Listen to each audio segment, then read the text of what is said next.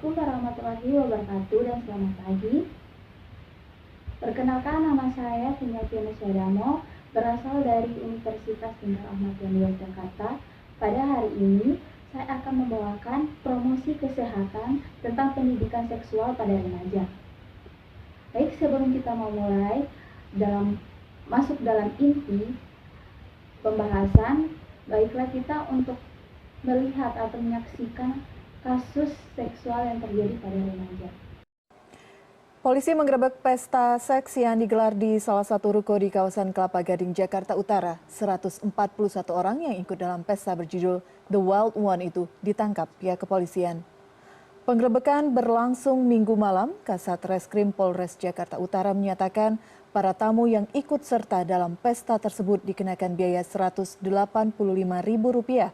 Selain menangkap 141 orang, polisi juga menyita sejumlah barang bukti, di antaranya alat kontrasepsi, rekaman CCTV, dan uang tips.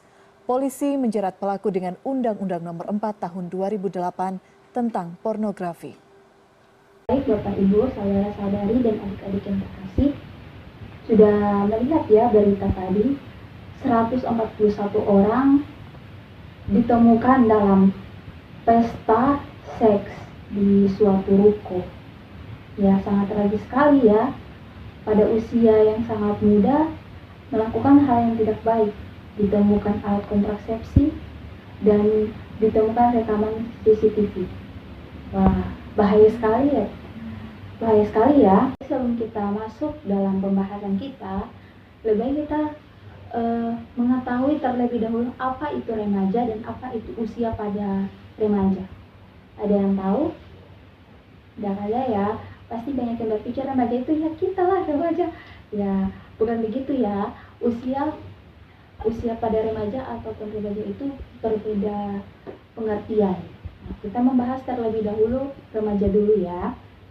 Remaja merupakan usia yang sangat rawan terhadap penyimpangan perilaku seks.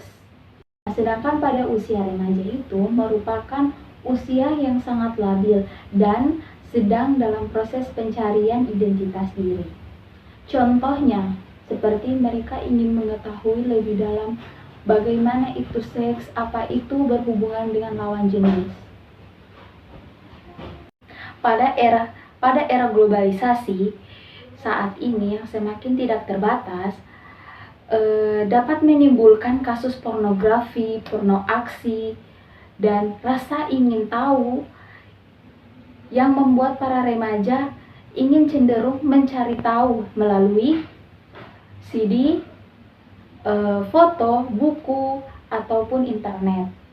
Dan sumber-sumber lain yang belum tentu cocok pada mereka pada usia remaja. Nah, adapun faktor-faktor resiko yang terjadi pada remaja sebagai berikut. Resiko yang dapat terjadi pada remaja yang pertama menikah pada usia dini yang dikarenakan hamil di luar nikah akibat pergaulan bebas. Yang kedua, belum siap menikah secara fisik ataupun psikologi yang dalam artian secara mental. Yang ketiga, resiko melahirkan bayi prematur. Yang keempat, pelecehan seksual dan penyakit menular seksual yang dikarenakan sering berganti pasangan ataupun sering berhubungan seksual. Seperti itu contohnya penyakit HIV/AIDS yang sering terjadi pada kalangan remaja. Dalam sejauh ini penjelasan saya terasa sangat membosankan ya. Untuk itu saya meminta Bapak, Ibu, saudara-saudari dan adik-adik sekalian untuk berdiri untuk melakukan peregangan agar badan Ibu terasa rileks dan tidak tegang ya, karena sudah berapa jam dalam posisi duduk terus ya. Oke. Kita melakukan relaksasi ini selama 10 menit saja ya Ibu, Bapak. Kalau ada yang perlu minum atau makan silakan. Oke. Sudah 10 menit ya. Bisa duduk kembali ke tempat masing-masing. Dan marilah kita untuk mendengarkan penjelasan ataupun materi selanjutnya. Yang pertama, peran orang tua. Peran orang tua terhadap perkembangan remaja.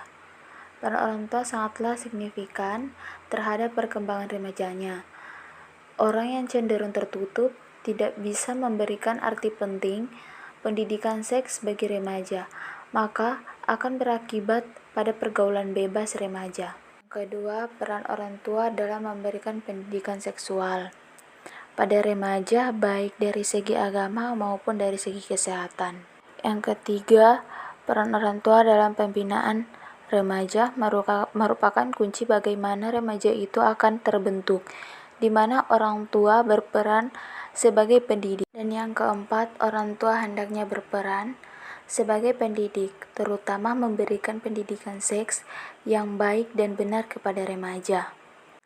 Ketidakpekaan orang tua dan pendidik terhadap kondisi remaja menyebabkan remaja sering terjatuh dalam kegiatan tunasila, karena remaja canggung dan enggan untuk berkarya kepada orang yang tepat. Yang kedua, peran guru, masyarakat, dan aparat setempat. Yang pertama, membantu perkembangan remaja. Selain peran orang tua, peran guru, masyarakat, dan aparat setempat sangat membantu perkembangan remaja, seperti membantu menyeleksi sarana sosialitas dan pribadi yang dapat dicapai oleh anak didik. Yang kedua, membantu menyadari siswa. Membantu siswa untuk menyadari bahwa sarana tersebut sesuai untuk mereka dan membimbing mereka untuk menerima sebagai bagian dari hidup, serta membimbing mereka untuk memilih aktivitas-aktivitas dan pengalaman yang baik dalam merencanakan masa depan mereka. Yang ketiga, peran sekolah. Bagian pertama, mengizinkan anak untuk berperan sesuai dengan jenis kelaminnya dalam ekspresi kepribadian dan interaksi mereka dengan teman-teman di kelas. Mengajak siswa untuk berdiskusi mengenai hal-hal yang berkenan dan sopan terhadap lawan jenis, memperkenalkan siswa terhadap perkembangan peran seks, atau bisa disebut dengan perkembangan peran sesuai jenis kelamin mereka masing-masing. Faktor-faktor yang mempengaruhi kecenderungan orang tua tidak memberikan pendidikan seks. Yang pertama, faktor pendidikan orang tua. Orang tua belum mempunyai pengetahuan yang memadai untuk memberikan pendidikan seks kepada remaja. Ini disebabkan pendidikan orang tua pada umumnya hanya lulusan SD atau sekolah dasar dan bahkan tidak lulus sekolah dasar. Yang kedua, faktor ekonomi. Menyebabkan sedikit sekali orang tua mempunyai waktu untuk bertemu dengan anaknya karena mereka sibuk mencari uang. Yang ketiga, orang tua masih menganggap tabu. Orang tua masih menganggap tabu dan ketidaktahuan untuk menyampaikan pendidikan kepada remaja. Ini disebabkan karena orang tua bingung mulai dari mana mengajarkan kepada anak. Baik, materi kita telah selesai pada saat ini. Apa ada yang memberikan pertanyaan? Oh, baik, Bapak ada pertanyaan, silakan diajukan ya. Pertanyaannya, saran kepada orang tua untuk memberikan pendidikan seksual itu pada remaja ya. Baik. Untuk sarannya, orang tua memberikan penjelasan yang benar dalam masalah seksualitas pada remaja, karena dengan penjelasan yang benar, anak akan menduduki porsi seksual secara benar. Yang selanjutnya, memberikan pendidikan seksual kepada anak, terutama yang masih balita, yang disesuaikan dengan pola pikir dan daya nalar anak dalam memahami seksualitas dengan gaya bahasa yang sederhana, familiar, dan mudah dimengerti oleh anak.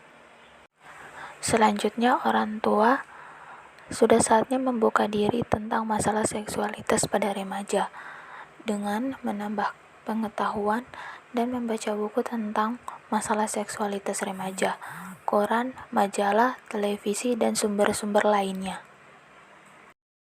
Saya selaku pembawa materi mengucapkan Sekian dan terima kasih atas kerjasama Bapak, Ibu, saudara-saudari, dan adik-adik sekalian. Jika ada salah kata, saya mohon maaf. Sekian, Assalamualaikum warahmatullahi wabarakatuh.